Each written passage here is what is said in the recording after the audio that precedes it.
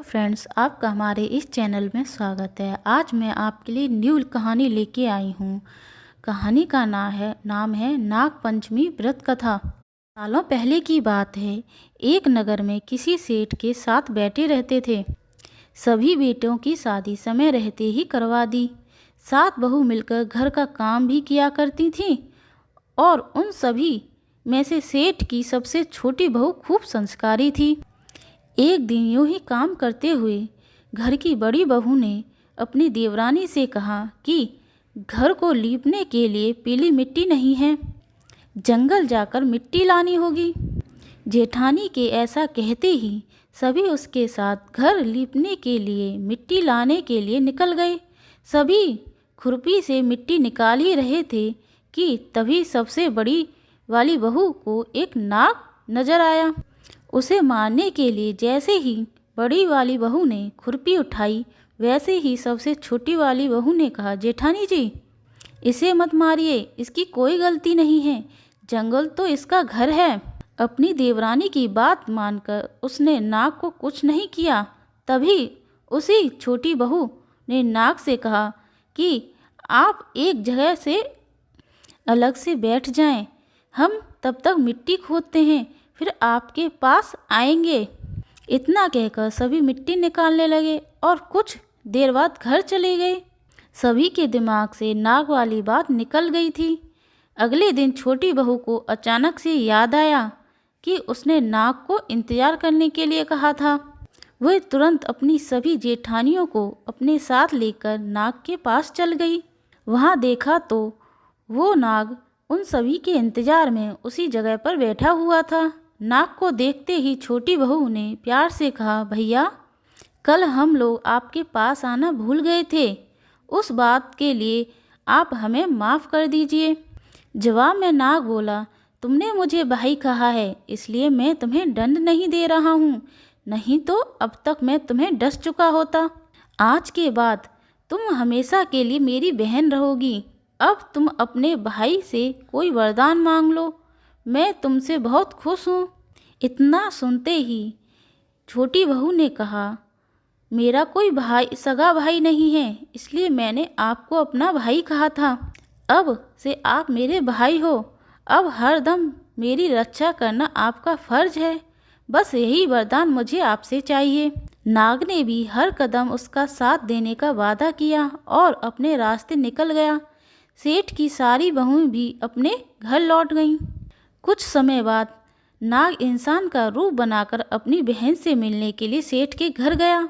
उसने सेठ से कहा कि मेरी छोटी बहन को बुला दो, वो आपकी छोटी बहू है।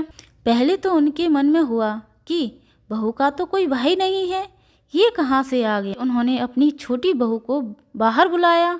नाग ने फिर साथ में बहन को अपने घर लेकर जाने की बात कही। सेठ ने इसकी आज्ञा दे दी। तभी नाग ने अपनी बहन से पूछा, कहीं तुम मुझे भूल तो नहीं गई हो। जवाब में बहन बोली, नहीं भैया, मैं आपको बिल्कुल नहीं भूली हूँ। फिर नाग ने कहा, मैं तुम्हें अपने घर लेकर जा रहा हूँ, तुम मेरी पूँछ पकड़कर चलती रहना पीछे। उसकी बहन ने वैसा ही किया। कुछ ही देर बाद वे एक बड़े से मकान में पहुँच गए। वहाँ हर तरफ सोना, चांदी और अन्य कीमती सामान थे। वहाँ नाग की बहन आराम से कुछ दिनों के लिए रहने लगी। नाग की माँ भी उसे खूब प्यार करती थी। एक दिन नाग की माँ ने छोटी बहू को अपने भाई के लिए दूध लेकर जाने के लिए कहा। छोटी बहू ने दूध को गर्म किया और भाई को पीने के लिए दे दिया। अब गर्म दूध पीते ही नाग का मुंह जलने लगा। ये सब देखकर नाग की माँ को खूब गुस्सा आया। नाग ने किसी तरह से अपनी माँ के गुस्से को शांत किया और बताया कि उसकी बहन को नहीं पता था कि मैं गर्म दूध नहीं पी सकता हूँ। अब नाग के परिवार के साथ कुछ समय बिताने के बाद सेठ की बहू, छोटी बहू, अपने घर जाने लगी।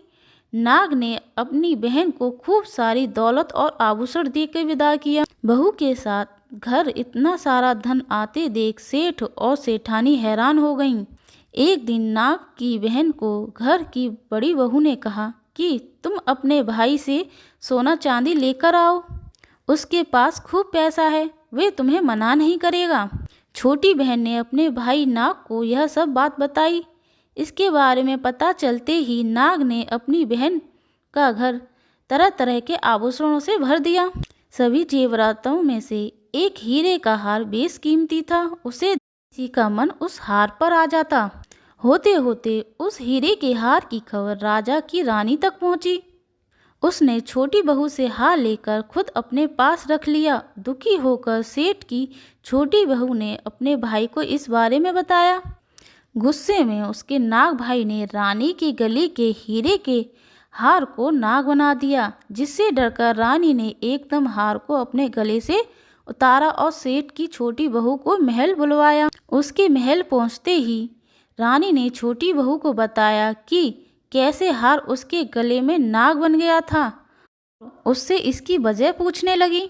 तब सेठ की छोटी बहू ने बताया कि नाग भाई ने यह हार सिर्फ मुझे पहनने के लिए दिया है। इसे कोई दूसरा इंसान गले में डालेगा तो यह तुरंत सांप बन जाएगा। इस बात को साबित करने के लिए रानी ने सेठ की छोटी बहू को सांप बनने चुके हार को पहनने के लिए कहा। छोटी बहू ने जैसे ही नाग बने हार को गले में डाला तो वो दोबारा से हीरे के हार में बदल गया। महारानी ने ये सब खुद अपनी आंखों से देखा और वो हैरान रह गई। अब उसे सेठ की छोटी बहू की बात पर यकीन हो गया। उसने हार छोटी बहू को अपने साथ लेकर जाने के लिए कहा।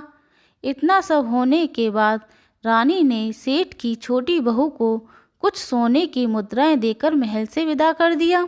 अब सेठ की छोटी बहू घर में सोने के सिक्के लेकर पहुंची।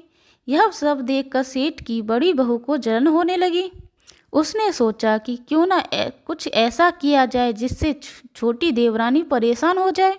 उसने अपने देवर से पूछा, आखिर तुम्हारी पत्नी को इतने आभूषण, धन, ये सब कुछ कैसे मिल रहा है? तुम्हें उस पर ध्यान देना चाहिए। यूं ही तो कोई किसी को इतना सारा धन, जेवरात और सोने के सिक्के नहीं दे देता।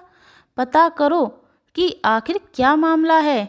भाभी से अपनी पत्नी के बारे में इतना सब सुनने के बाद उसके मन में अपनी पत्नी के लिए शक पैदा हो गया। उसकी हर बात को वह शक भरी निगाहों से देखने लगा। एक दिन इस बारे में उसने अपनी पत्नी से बात की। खुद के लिए अपने पति से ऐसा सब सुनने के बाद वह दुखी हो गई। उसने सीधे अपने नाग भाई से मुलाकात की और अपने पति द्वारा कही गई सारी बातों के बारे में बता दिया। अपनी दुखी बहन को देखकर नाग को भी गुस्सा आया। वो सीधे ही अपनी बहन के पति से मिला और बोला कि अपनी बहन को जेवरात और दूसरे तोहफे मैंने ही दिए हैं। तुम्हें उस पर किसी भी तरह का शक करने की ज़रूरत नहीं है। वो तो बहुत अच्छी है और अगर आगे से कभी तुमने उसे गलत कहा, उस पर शक किया तो मैं तुम्हें जिंदा खा जाऊंगा। नाग से यह सब सुनने के बाद सेठ के बेटे ने उससे माफ़ी मांगी और कहा कि आज के बाद मैं ऐसी बातें बिल्कुल नहीं करूंगा। आप मेरे ऊपर गुस्सा मत कीजिए। मैं आपकी बहन को किसी तरह का दुख होने नहीं दूंगा। इतना कहकर वह सीधे घर गया और अपनी पत्नी से माफ़ी मांगी। उसके बाद दोनों खुशी खुशी साथ रहने लगे। तरह सेठ की छोटी बहू हर तरह की मुसीबत में अपने भाई को याद करती और उसकी परेशानी को वो दूर कर देता। इस तरह नाग पंचमी का त्यौहार शुरू हुआ और सभी महिलाएं नाग को अपना भाई मानकर पूजते हुए उन्हें दूध पिलाने लगीं। नाग पंचमी की कथा से हमें दो सीख मिलती हैं। पहली यह कि किसी दूसरे के भड़काने पर और उनकी बातों में प्रभावित होकर अपने लोगों पर शक नहीं करना चाहिए। और दूसरी सीख यह है कि ऐसा करने और सोचने वालों को उसका सकारात्मक फल जरूर मिलता है। जय हो नाग पंचमी भगवान की जय। मेरी कहानी आपको अच्छी लगे तो प्लीज़ सब्सक्राइब। Thank you.